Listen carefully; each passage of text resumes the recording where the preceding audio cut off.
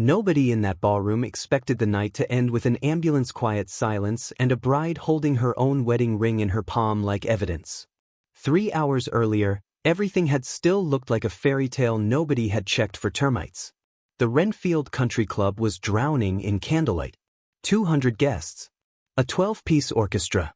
Ice sculptures shaped like swans that were already starting to weep under the heat of the room. Claire Bennett stood at the edge of the dance floor in a dress the color of fresh snow, and if you'd asked any of the guests, they'd have told you she looked like the luckiest woman in the state of New York. She wasn't lucky. She was watching. She watched the way her new husband, Marcus Doyle, golden boy of Doyle Capital, the kind of man whose face ended up on magazine covers next to words like visionary and self-made, kept glancing toward the bar every few minutes like he was checking a clock only he could see. She watched his mother, Patricia Doyle, moving through the crowd with the unhurried confidence of a woman who believed she owned the air itself. Patricia found her near the cake table and didn't bother with a greeting. "You could try smiling like you mean it," she said, voice pitched low enough to stay between them. "Most women manage gratitude on their wedding night." "I'm saving my gratitude," Claire said, "for something worth it." Patricia's smile thinned. She studied Claire for a second too long. There was a stillness in her new daughter-in-law that didn't match the script Patricia had written for her, then turned and walked away without another word. That was the last quiet moment of the evening. The doors at the far end of the ballroom opened, and a woman walked in wearing a black dress that had clearly not been designed with subtlety in mind. Her name was Renata Silva, and she moved like she'd rehearsed her own entrance in a mirror one too many times, chin lifted, hips slow, a smile built for an audience. Marcus didn't even try to hide it. He crossed the room, arms already open. Claire felt the exact second the wedding stopped being a wedding. He pulled Renata against him in front of 200 people who'd flown in, driven in, dressed up and shown up to witness a marriage, not this. His mouth found her cheek, closer to her lips than any greeting demanded. His hands stayed on her waist. Not affectionate. Not accidental. Acclaim, staked in public on purpose. The silence that followed didn't crash, it leaked. First through the tables closest to them, then outward, table by table, like a stain spreading through fabric. The band kept playing for 4 more bars, because musicians who get paid enough learn not to notice things. Claire didn't cry. She didn't drop her flowers, not yet. She stood there and did the math she'd been quietly doing for 11 months. Every meeting where Marcus had taken credit for numbers she'd built, every dinner where he'd cut her off mid-sentence and called it helping, every time Patricia had smiled at her like a woman calculating resale value. Marcus turned, tucking Renata under his arm like a trophy he'd finally decided to display, and raised his champagne glass. "Everyone," he said, in the voice he used for boardrooms and courtrooms and rooms he wanted to own, "tonight isn't just a wedding. It's a correction. Some commitments are made out of habit." His eyes found Claire's across the room. "Others remind you what you actually want." A ripple of stunned laughter, quickly swallowed. Patricia's face didn't move, but her eyes shone with something close to satisfaction, and Claire understood in that instant that this hadn't been an accident. This had been planned. Rehearsed. They wanted her to scream. To cry.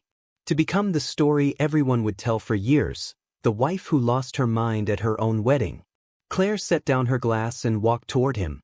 The crowd parted the way crowds do when they smell blood instead of cake. She stopped 2 feet away. Renata looked away first.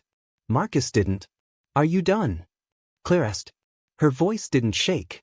He smirked. "Almost. I thought tonight you'd finally understand that some seats stay filled only as long as they're useful.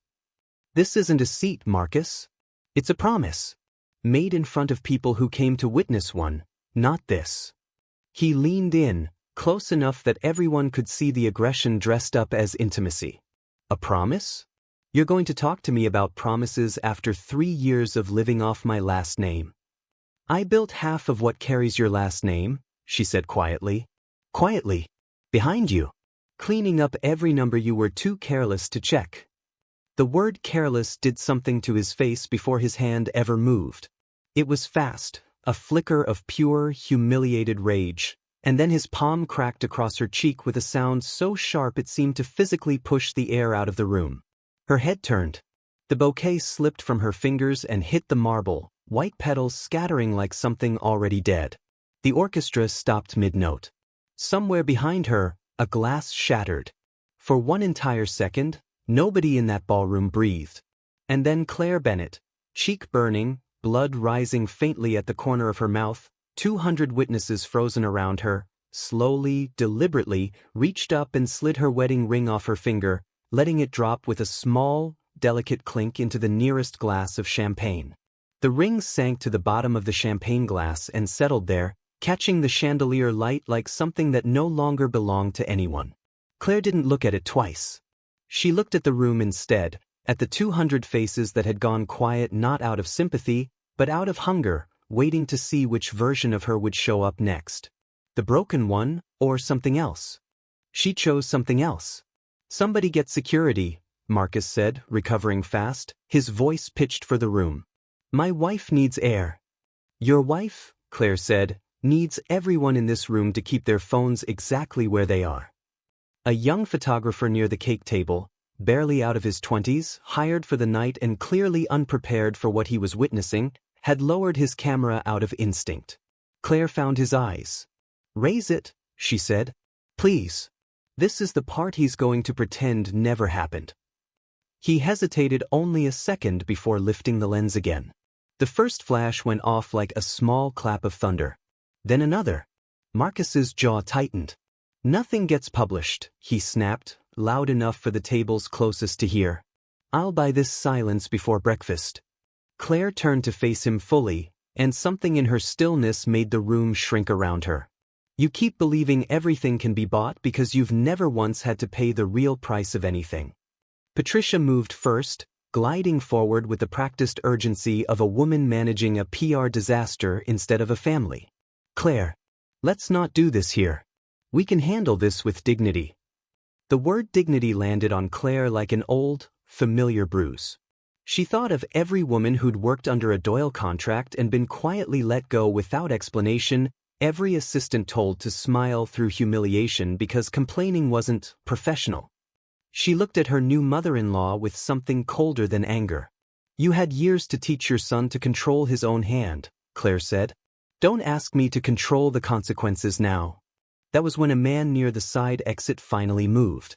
Daniel Reyes had spent the evening standing quietly by the terrace doors in a charcoal suit, watching everything with the careful patience of someone who already knew how the night would end. He was Claire's attorney, had been for 8 months, though almost no one at Doyle Capital knew that yet. He crossed the floor and stood beside her, not in front of her. The distinction mattered. "Mrs. Bennett," he said, formal, deliberate, loud enough for the room to catch every word. "The filings were submitted at 9:47 this evening. Notice will be delivered before midnight." The murmurs that had been simmering under the silence finally broke the surface. Marcus's smile cracked at the edges. "What filings?" he demanded, forcing a laugh that didn't reach his eyes. "You'll know soon enough," Daniel said. "I'd recommend you don't leave the city." Marcus laughed harder, searching the crowd for support, for the familiar warmth of men who owed him favors. Nobody laughed back. Across the room, Claire noticed his business partner, Gregory Aldon, quietly slide his phone into his pocket without finishing whatever message he'd been typing. Renata, forgotten the second she'd stopped being a spectacle, stood near the dessert table with her arms crossed, watching the temperature of the room change around her. For the first time since she'd walked in, her carefully rehearsed confidence looked borrowed rather than owned. Claire took a step toward the exit, but Marcus caught her wrist, hard, deliberate, the kind of grip that wasn't asking permission. "You don't get to walk out of here like you've won something," he said. "You're still my wife."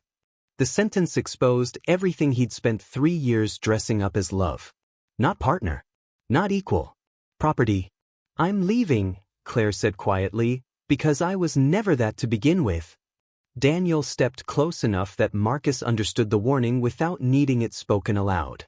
"Let go," Daniel said. Just 2 words, carrying the weight of a door closing. Marcus released her wrist, furious at having been seen obeying. Claire didn't rub the reddening mark forming on her skin. She wouldn't give him even that small satisfaction.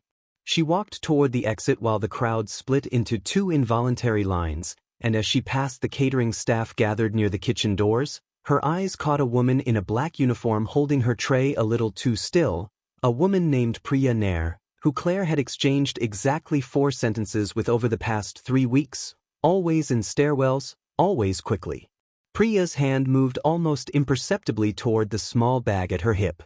A signal. The last piece was still safe. Outside, the night smelled like rain on warm stone. Camera flashes kept firing behind the glass doors as security tried to hold back the 2 reporters who'd somehow already heard something was wrong. Claire walked down the club's front steps with her spine straight, and only once she reached the black car waiting at the curb did she let her breath shake. Daniel opened the door but didn't rush her. Inside, the quiet was gentler than any words could have been.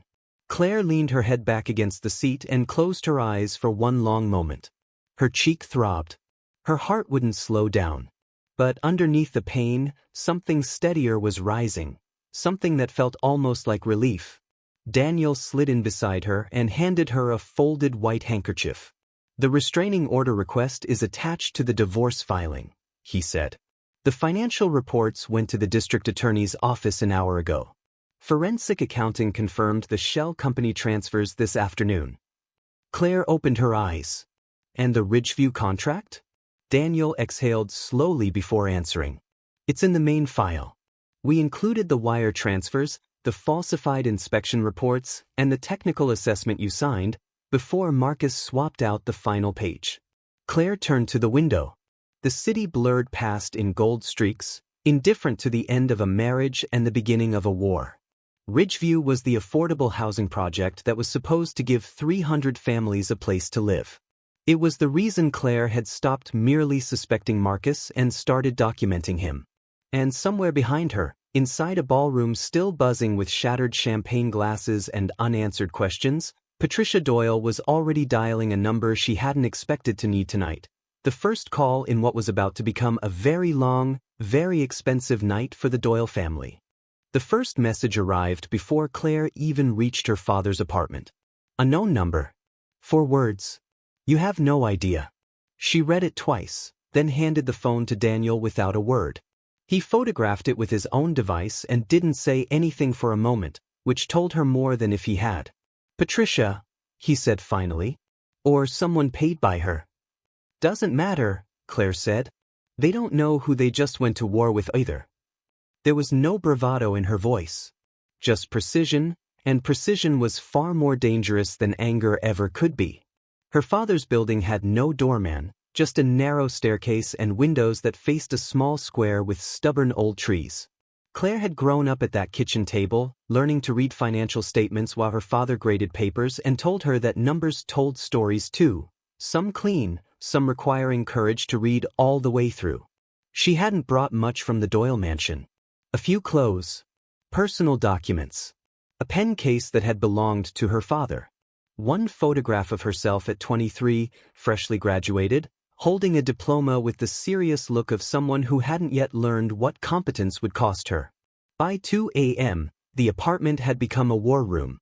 Daniel sat across from her at the small table, a leather folder between them, a thumb drive still sealed in plastic. Claire changed out of the wedding dress and into an old blue shirt that had belonged to her before she'd become Mrs. Doyle in gilded invitations. In the bathroom mirror, she studied the red mark blooming across her cheek and didn't look away. It wasn't poetic. It wasn't a lesson. It was an assault, and precisely because of that, she refused to let it become her shame. At 7 a.m., the first call started. Reporters. A cousin of Marcus's fishing for details. She switched phones, kept the new number for exactly 2 people, and sent Daniel a single line. "Ready for the first meeting." His reply came within a minute. 9 o'clock. Side entrance. Avoid the main avenue. By 9:15, 3 people were waiting in a windowless conference room on the 14th floor of a building that housed quiet accountants and quieter lawyers. A forensic analyst named Ines Calloway, sharp-eyed and unimpressed by wealth. A young tech consultant named Theo Marsh, too young to seem threatening to arrogant men, which made him perfect. And a retired federal prosecutor turned strategist, Samira Okafor, who now built cases for people the system usually failed. Ines spoke first. The pattern's consistent. Shell companies received payments in cycles that lined up almost exactly with Ridgeview's public funding releases. Some of it looped back through consulting contracts. Some went offshore. Some covered personal expenses tied directly to Marcus.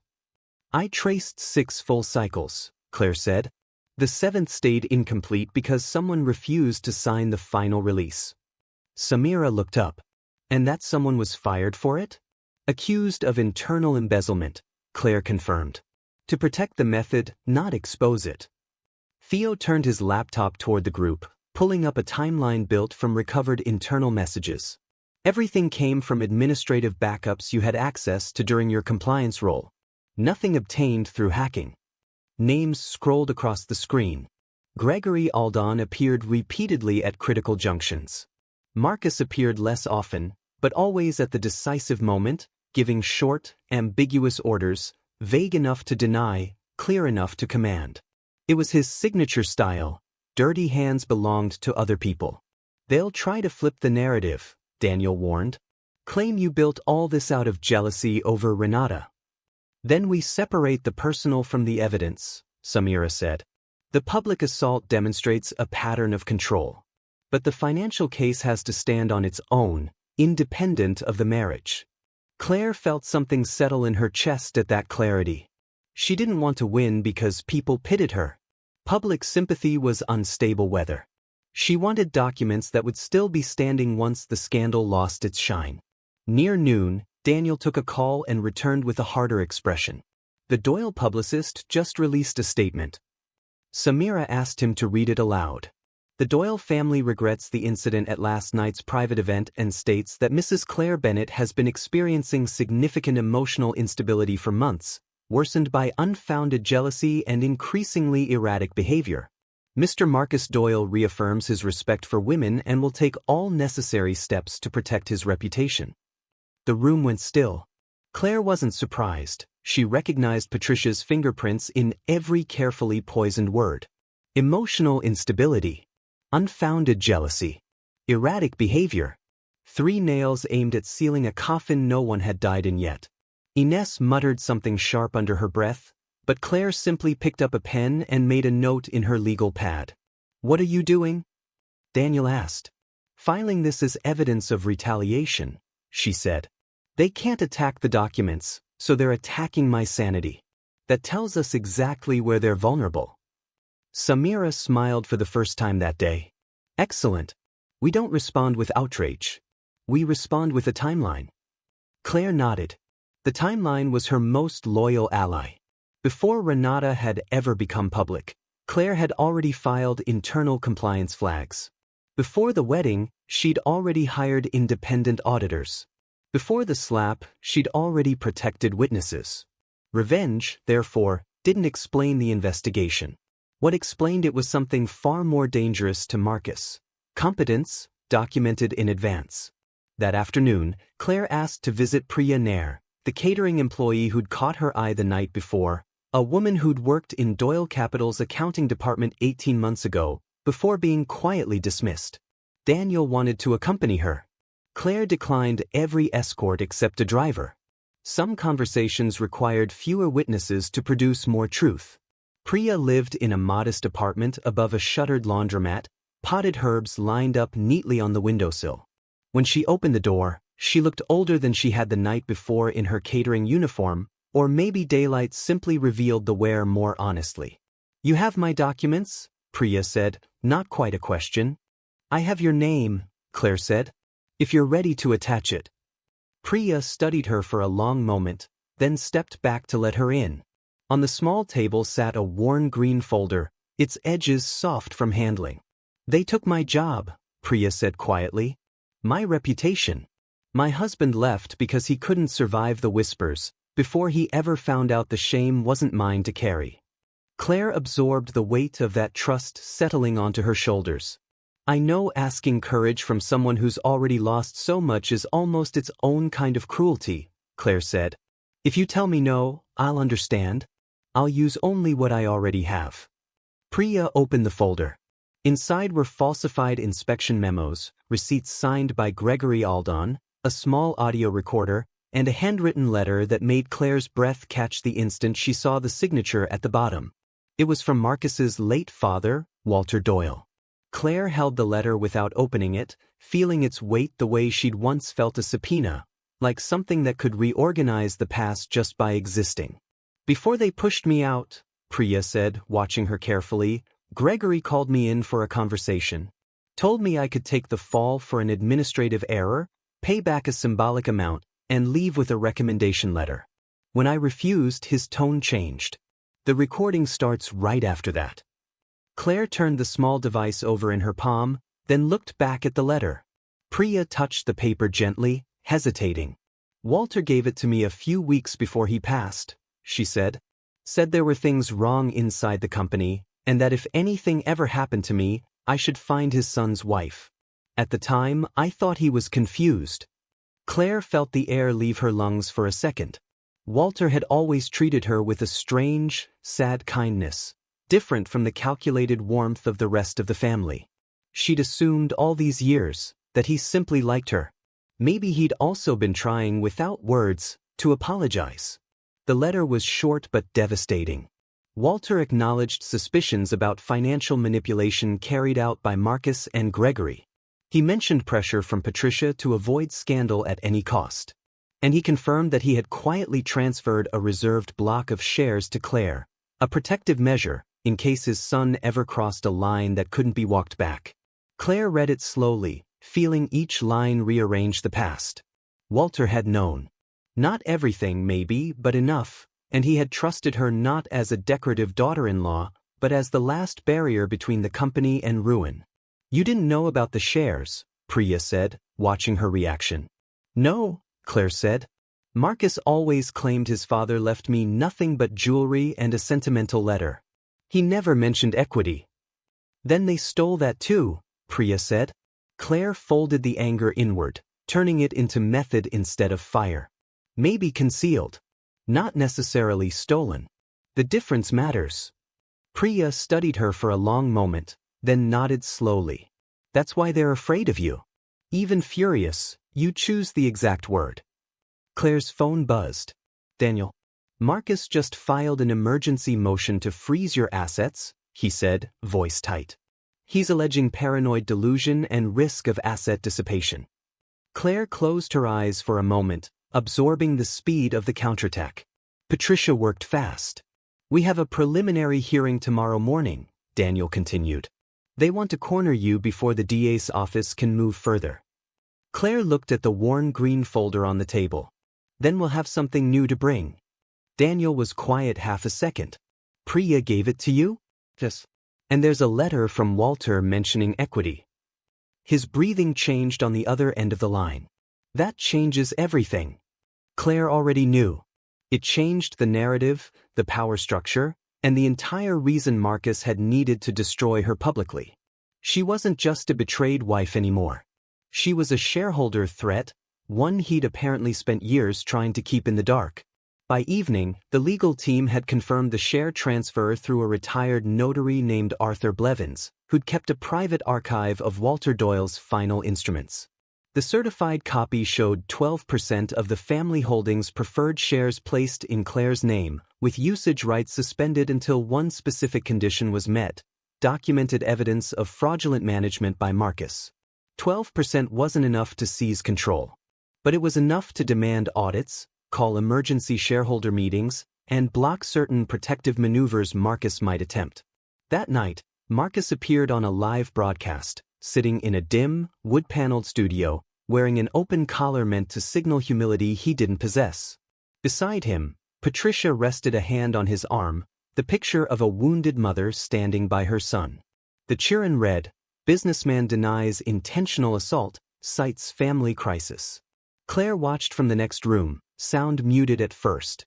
Marcus didn't fully deny the slap. He wrapped it in fog, calling it an unfortunate reaction to a physical provocation the cameras didn't capture. Then he pivoted to accusations of falsified documents and hidden interests trying to destabilize his social housing projects. Social housing projects. Claire felt the first visible flash of anger cross her face all day. Samira reached for the remote. "We don't need to respond tonight." "Yes, we do," Claire said calmly. Not with a statement. With a formal request to preserve every Doyle Capital document, servers, contracts, financial directors' files. If he's claiming falsified documents, let him prove it. And if he tries to destroy anything after this interview, it'll show he knew the risk. The preliminary hearing began the next morning in a courtroom that smelled like old paper and fresh anxiety. Marcus arrived surrounded by attorneys, Patricia at his side, both dressed like people who'd rehearsed looking wronged. When his eyes found Claire, they landed first on the fading mark on her cheek, then on the folder in her hands. For one brief second, fear cracked through his arrogance. Claire saw it. He saw that she'd seen it. Daniel stood when it was their turn, holding Walter's letter. "Your Honor, before we discuss my client's alleged incapacity, we need to address why Mr. Doyle has such urgent interest in silencing her, specifically now." Marcus stiffened. Daniel laid out the equity documents, the prior audit records predating the public scandal, and the earliest chain of evidence on the Ridgeview funding diversions. The air in the room changed. This was no longer a marital dispute. It was an institutional fracture, cracking open in real time. The judge requested full copies, asked pointed technical questions, and suspended any ruling on asset freezing pending document review. She also ordered immediate preservation of all corporate files tied to the contracts named. Claire didn't move, but she felt something shift open inside her. It wasn't the final victory, far from it. But Marcus had just lost his chance to define the battlefield alone. Outside, reporters swarmed the courthouse steps, but Claire no longer felt the same weight standing in front of the cameras. As she reached the car, Marcus caught up to her in the hallway, ignoring Daniel for a moment. "You have no idea what you're setting in motion," he said through his teeth. Claire looked at the man she'd once believed she loved, and the sadness she felt didn't weaken her voice. "I do," she said. "For the first time, I'm setting the truth in motion." He laughed with contempt, but his eyes stayed uneasy. "The truth is expensive," he said. She tilted her head. "Then maybe you'll finally pay for something." That evening, Daniel received an emergency alert. The district attorney's office had formally opened an investigation into the Ridgeview funding diversion, and into the shell companies tied directly to Marcus Doyle's personal accounts. 2 days later, federal agents executed a coordinated search of Doyle Capital's headquarters and Marcus's private lake house at dawn. By nightfall, Marcus Doyle had been formally arrested on charges of wire fraud, falsifying federal housing records, and witness intimidation. Patricia's publicist stopped answering calls altogether. Gregory Aldon was taken in separately for questioning, already negotiating a plea deal before the sun set. The Doyle Capital stock, once untouchable, dropped 19% before the closing bell, the fastest collapse the firm had seen in 3 decades. Claire watched the footage of Marcus being escorted out in handcuffs from the same apartment where she'd once studied balance sheets at her father's kitchen table, and felt something close to peace settle where fear used to live. It wasn't over. But for the first time since the wedding, the walls were finally closing in on someone other than her. The morning after Marcus's arrest, Claire woke to a city split between curiosity and disbelief. Her phone, the new one, the one only 2 people had the number for, held 43 missed notifications before 8 a.m. She scrolled past most of them and stopped on one headline that made her set the phone face down on the table. "Doyle heir arrested. Wife's wedding slap caught on camera sparks fraud investigation." Some outlets called her the humiliated bride who'd finally struck back.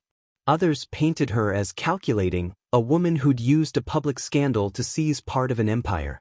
Almost none of them mentioned Ridgeview, or the families still waiting for keys to apartments that had been promised 2 years earlier. Pain sold faster than accountability ever did.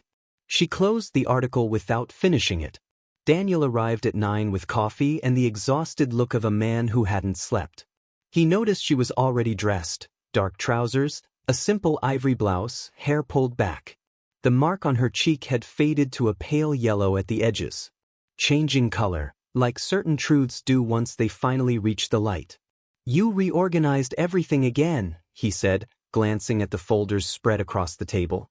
I reorganized it after the story about the frozen accounts, Claire said. Marcus tried blocking my cards before he was arrested.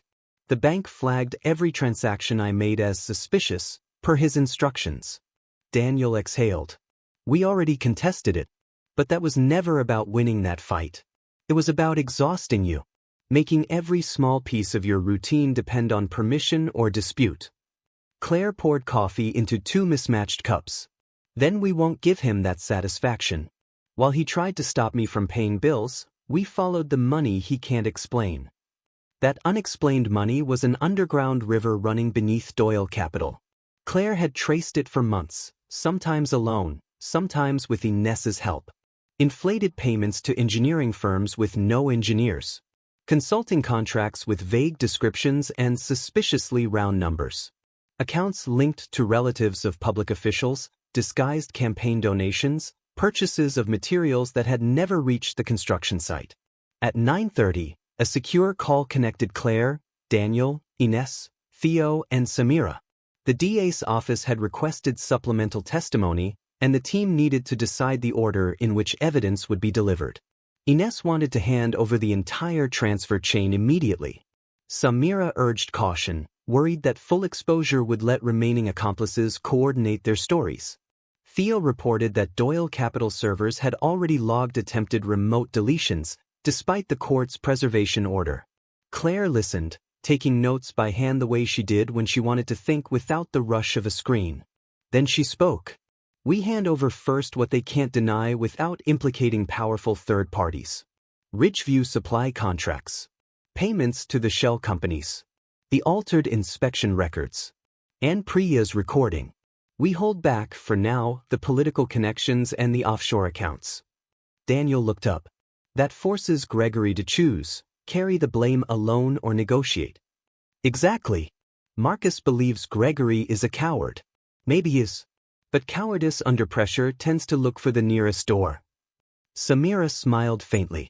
It was a chess move, not revenge. While they talked, Marcus sat in a holding facility, cut off from the empire he'd spent his life believing was untouchable. Patricia had been questioned separately about the falsified housing records and about a black leather notebook recovered from a hidden safe at the lake house. A notebook that, according to the agents, contained handwritten notes about reputation management, lists of paid consultants, and journalists on retainer. By noon, a courier delivered a plain envelope to Claire's temporary office. No return address. Daniel intercepted it before she touched it directly, using a cloth to open it carefully. Inside was an old photograph, Claire and Marcus on a beach years earlier, young and laughing in front of a half-built White House. On the back, in Marcus's handwriting, "You destroyed our future." Claire recognized the house immediately, Lakeshore Cottage, the getaway he'd once promised they'd retire to, far from the business, far from Patricia, far from all the lies he hadn't yet admitted to owning. She held the photograph by its edges and didn't cry. The future in that picture had died long before she'd filed a single document. Daniel wanted to call security immediately, and she agreed, not out of panic, but because sentimental messages from dangerous men were rarely only sentimental. His phone rang minutes later. Samir. Marcus, out on a limited pretrial release pending arraignment, had left his mother's estate without informing anyone, and one of the family's cars had been tracked heading toward the coastal highway, toward Lakeshore Cottage. Claire looked again at the photograph. The White House. The old promise. The likely hiding place. You're not going after him, Daniel said, reading her expression. No, Claire said, folding the photo into a plastic sleeve. I won't give him the final scene he wants. We report the address, hand over the photo, and let the law get there first.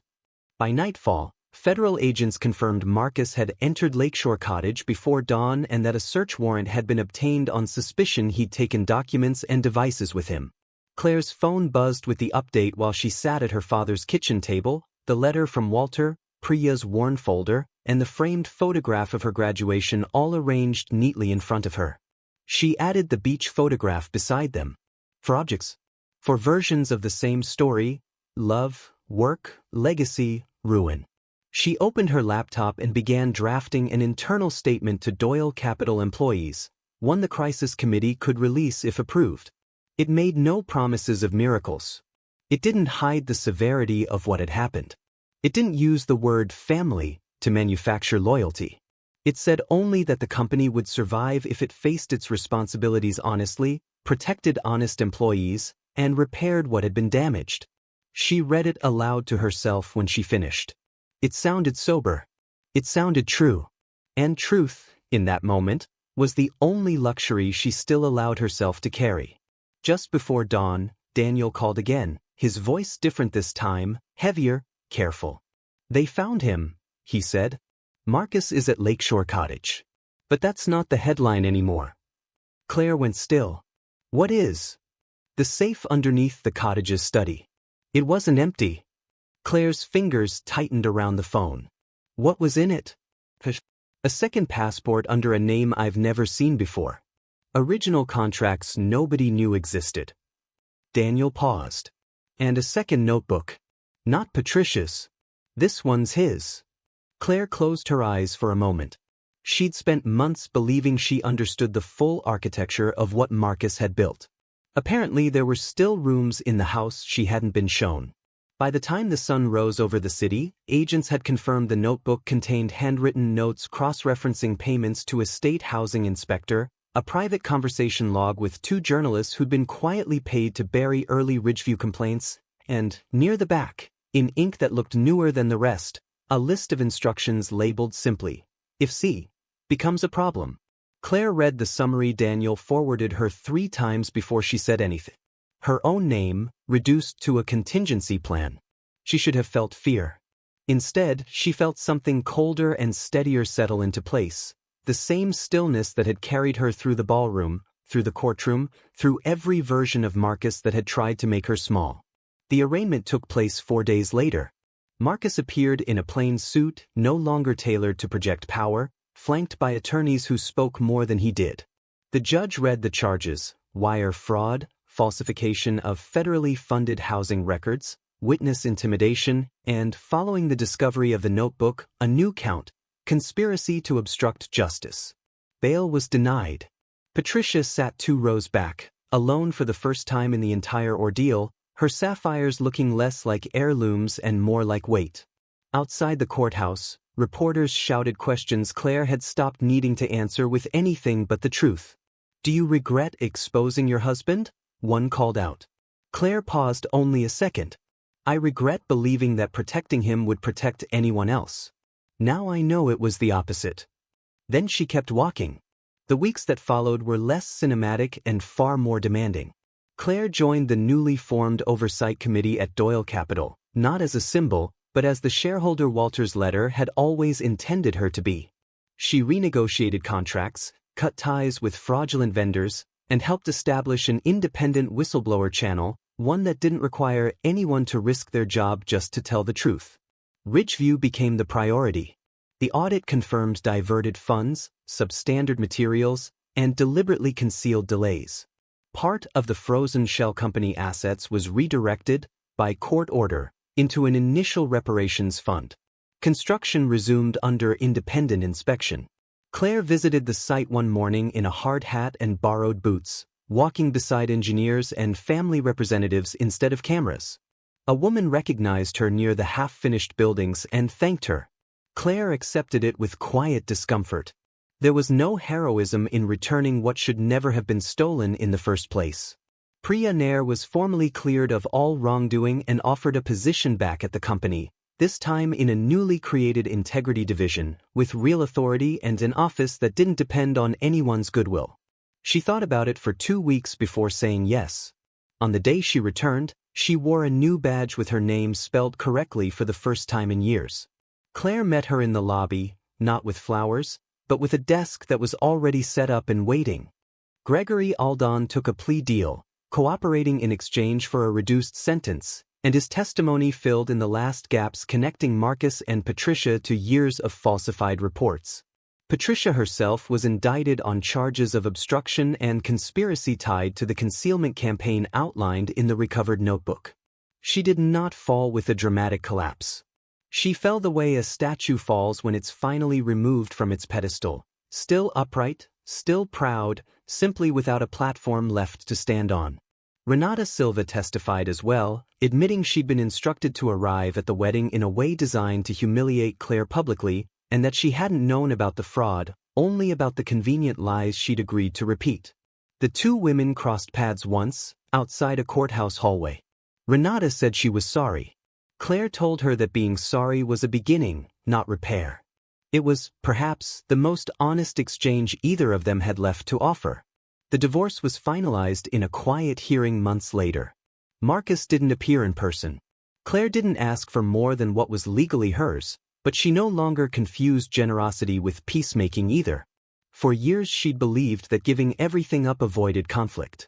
Now she understood that surrendering everything only taught people like Marcus that silence was a fee owed to them. A year after the wedding, the Renfield Country Club hosted an event again, not a celebration this time, but a public accounting of the Ridgeview Reparations Fund. Claire chose the location deliberately, though some called it vengeance. She called it refusing to let a symbol keep serving a lie. The ballroom looked different. No wedding flowers.